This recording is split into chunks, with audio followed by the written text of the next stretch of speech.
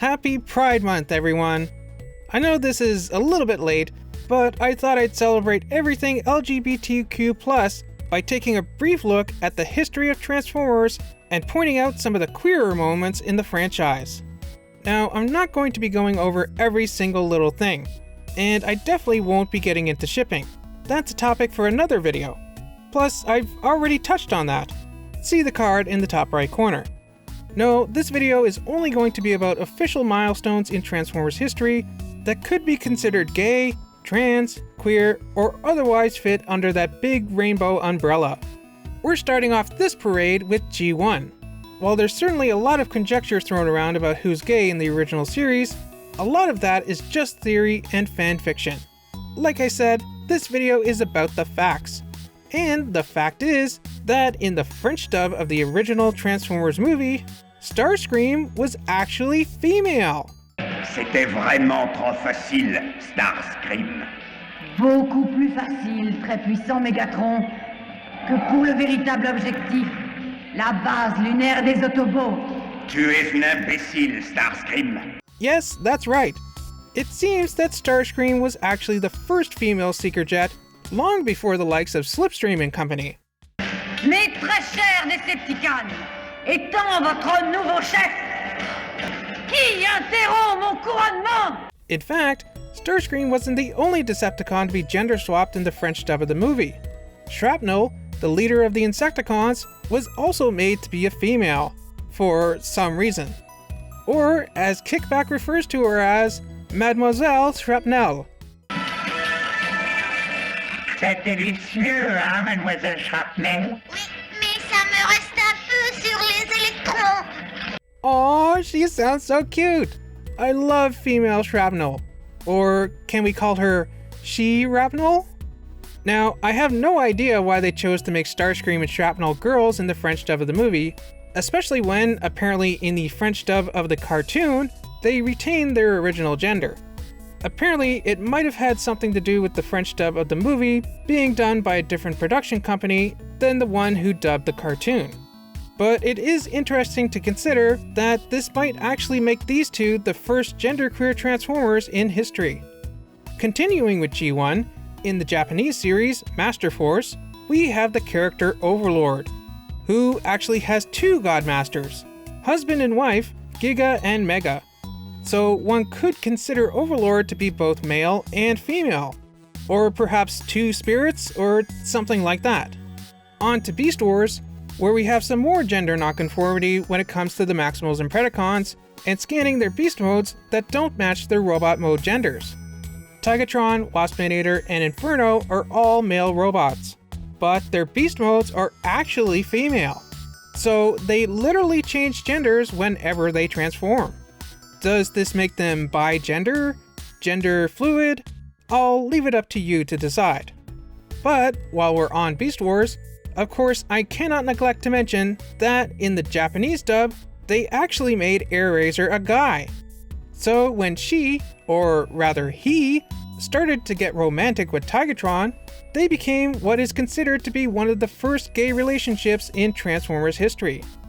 Of course, not long after, it would be retconned that Airazor was actually female and only pretending to be a guy, Mulan style. But still, Tigatron and Airazor could be considered the first gay relationship in Transformers. For more gay robots, we need to take a look at the comics. Whoa, hold on, not IDW, we'll get to that in a moment. No, actually the first officially gay Transformer in the West was Sunstreaker in the Dreamwave comic books. Sort of. See, Dreamwave staff member Matt Moylan alleged that the writers, Adam Padyk and James McDonough, wrote Sunstreaker to be gay. However, the two of them apparently denied it, although I can't find evidence of this anymore, and the post by Matt Moylan still stands. So I'm saying that Sunstreaker is gay in the Dreamwave comic books. Unfortunately, that's kind of where we hit a drought of LGBTQ representation in the Transformers.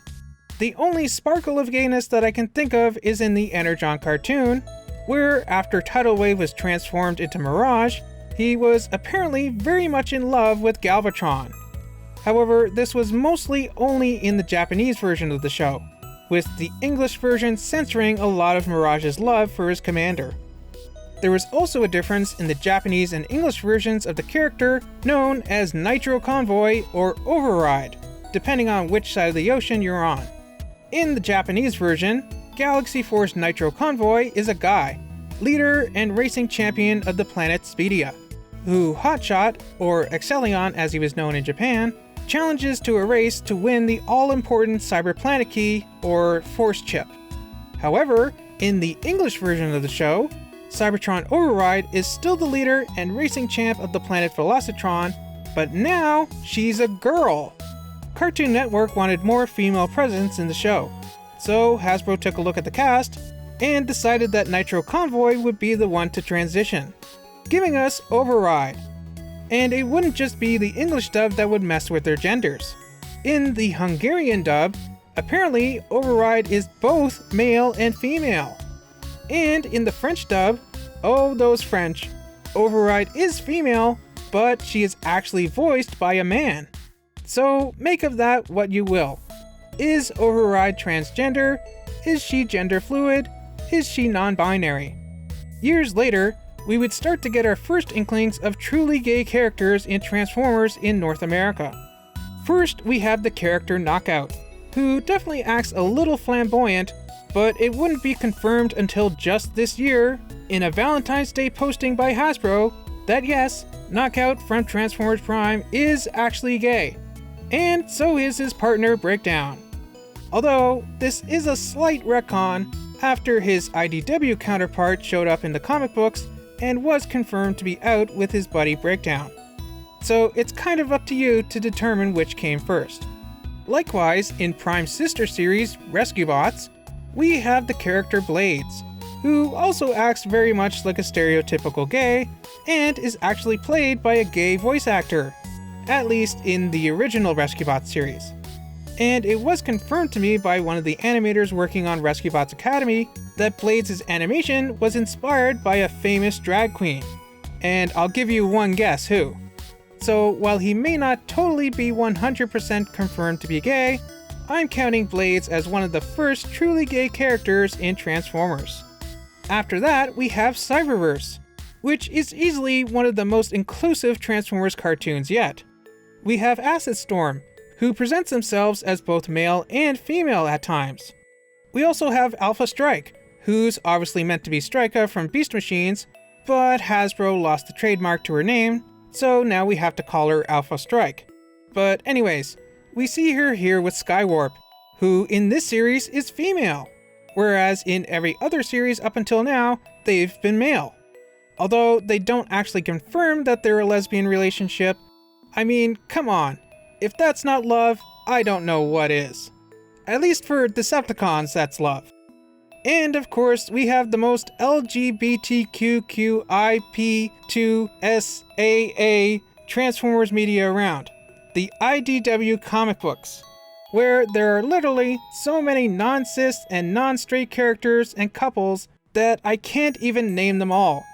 We have gay couples, we have lesbian couples, we have trans couples, and there's probably so many more, but I haven't been keeping up with the comics. Otherwise, I could probably do a whole video just on all the different queer characters and couples in IDW. So if there's any other LGBTQ+ characters and couples in Transformers that I've missed, let me know down in the comments. Again, this was only a brief history based on what I can remember, and looked up a little bit on the wiki. I'm sure there's probably lots more that I forgot. I mean, I didn't even get into the whole thing about whether our human concepts of gender and sexuality really apply to a race of alien robots who don't even reproduce sexually. For example, we see characters who are male and female sharing the same body model all the time, whether it's Trax in Road Rage, or Bumblebee and Glyph, or the Seekers. And we definitely have seen some characters who defy gender norms. But anyways, have a fun and safe Pride Month if you're celebrating it. If you're not, don't worry about it. Just remember to be good. I believe you should be able to be who you want to be and love who you want to love. If you enjoyed this video, don't forget to like, share, and do all that other fun stuff. And I'll see you back here soon for more Transformers videos.